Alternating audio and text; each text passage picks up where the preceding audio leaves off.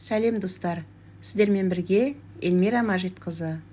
Бүгін сіздерге майсыз, етсіз, өте дәмді және өте жеңіл сорпалардың бірі жасмық сорпасын дайындап көрсететін болам.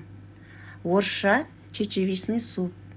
Алдымен жасмықты жуып тазалап, ыдысымыздағы салқын суға кішкене тұз салып, қосып бір қайнатып аламыз.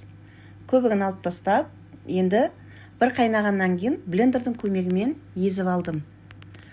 Одан кейін үстіне картоп, қатырған қызанақ, сәбіз, болгар бұрышын қосып, татымына қарай тағы да тұз қостым. Көбігін алып отырып, осылай баяу отта бір жарты сағаттай қайнатамыз. Міне көріп отырғандарыңыздай өте жеңіл сорпамыз дайын. Үстіне бір ас қасық майонез, өз қалауыңыз бойынша қаймақ қосып ішсеңіз, асқазаныңызға өте жеңіл сорпа. Ас болсын.